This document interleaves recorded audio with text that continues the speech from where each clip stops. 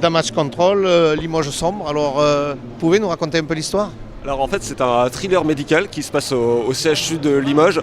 Il y a des meurtres à Limoges, il y a un anesthésiste réanimateur du CHU qui essaye de sauver les victimes, de récupérer de leur sauver la vie avec le damage control. En fait c'est une technique de prise en charge des polytraumatisés importants. On en a un peu parlé dans les médias au moment des attentats notamment malheureusement. C'est une technique de prise en charge d'urgence des blessés notamment par balle.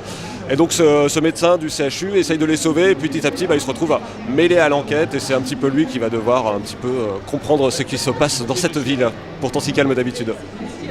Et alors, qu'est-ce qui vous a inspiré pour écrire un tel roman ? Alors moi je suis journaliste et je suis spécialisé en santé, c'est mon domaine de prédilection. Je suis par ailleurs étudiant dans ce domaine également. Et le CHU de Limoges c'est un endroit que je connais bien, j'y traîne souvent mes guêtres pour notamment des reportages et c'est vrai que c'est un univers qui se prête bien à l'écriture de romans, à la dramaturgie. Et c'est pour ça qu'à force d'y être pour travailler, pour raconter des choses véritables, des fois on a envie de mettre un peu de fiction dans cet univers.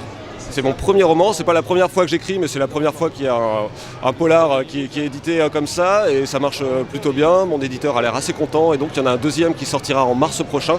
Ça s'appellera Playoff, et ça se passera dans le monde du basket, qui est un autre milieu que je fréquente pas mal professionnellement.